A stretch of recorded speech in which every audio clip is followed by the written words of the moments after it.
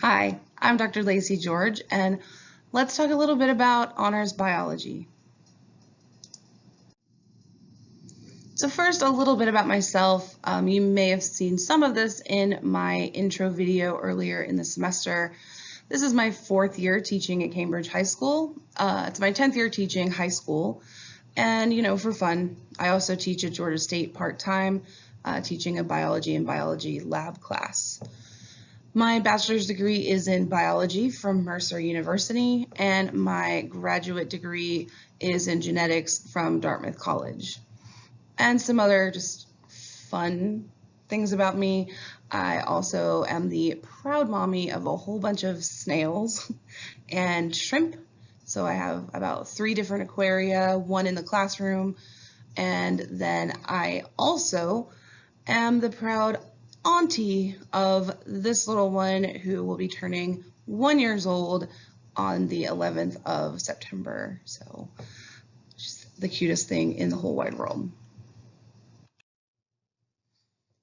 So a little breakdown of the things that we're going to learn this year. We have started out learning about experimental design, and that's going to weave its way through all of our chapters, but we're about to enter into biochemistry. So ironically, we start the semester with chemistry, even though we're in a biology class. Then we're going to move into cells, which the students are maybe a little more comfortable with, and then genetics, which is my personal favorite, and molecular genetics, and then evolution, and then we wrap it all up with ecology in the spring. So some reminders, textbook information. The students have access to an online textbook. It is the Miller and Levine biology textbook, and the way they can access it is on ClassLink, and there should be an icon that says Savos EasyBridge or Pearson EasyBridge. And once they have clicked on that, there should be a class with my name on it and a whole bunch of other numbers and letters. And then they can just click on the link for Miller and Levine biology. To just view the textbook, they click browse, and then they can also click class if they want to view potential assignments that we can put in there. A little reminder about grades. This is going to be the same for every class. Summative assessments will be 9 to 12 of them over the course of the semester, so a couple per unit, and they will count 100% of their total grade. And then formatives will be 0%, but we may still put some in the grade book so that you can kind of keep track of how they're doing. And this is a little guide to where do students find certain things that they might want to find. The class meetings, those are going to be in the Teams live lesson stream channel. Those are sometimes going to be things that I schedule, but usually I just click live lesson as we go along. That way students can't open the meetings before I do.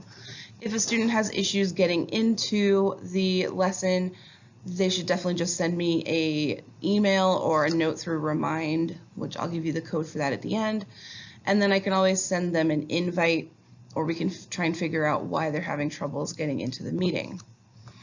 Access to the notes, those are going to be in OneNote. In the content library, I have both images and files for the PowerPoints that we do in class, and also videos of the lessons.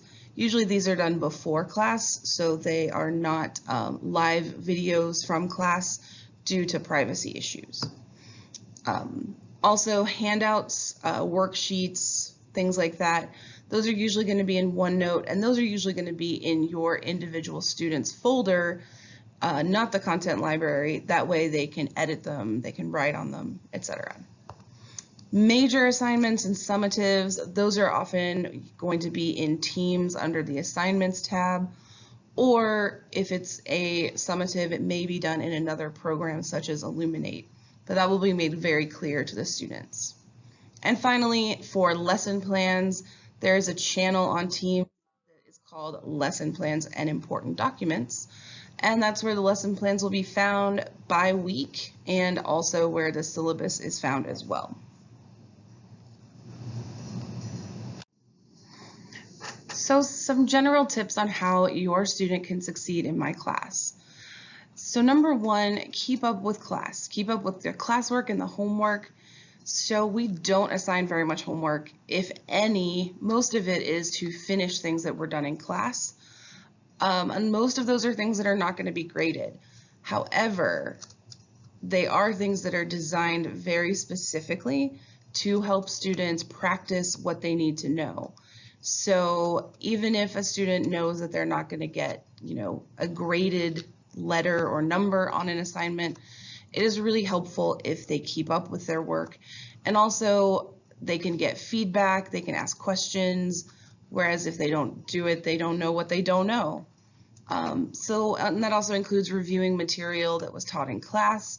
So going back over the notes, going back over the videos, trying to take note of places where they're maybe feeling a little bit less secure about the material, and then also make appointments during office hours or send an email if there are extra questions.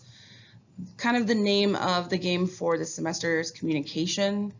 So it's very difficult for me to know how students are feeling because I can't see their faces to see that, quizzical look or that blank stare. So they're going to have to kind of let me know how they're feeling about the material and how they're feeling rather than wait until the summative. So about office hours, we have office hours every day from 3:20 to 3:50.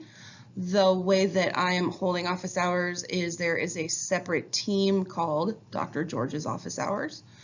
Your student can join on Teams using the code 2QS6YA8.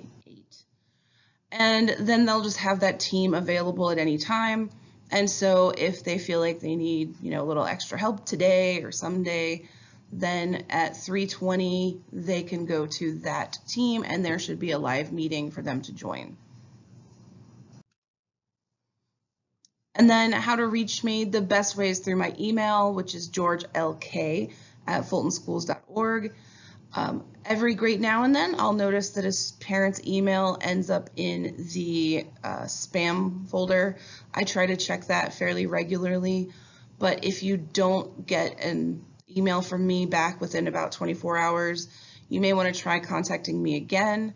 Another great way to get information is to join the class remind.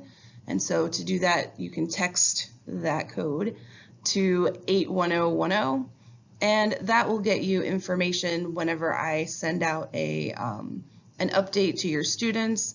And also that gives you a way for you to contact me because you can send a remind directly to me with questions. And apparently it's time for class to change. So that's a good time for me to say thank you very much. I'm looking forward to a really great year. I'm a big fan of technology and trying new things, even though we know that, it can be a little bit of a challenge. So please let me know if you're having any issues or if your student is having any issues. And I hope we're in for a really fun and interesting year.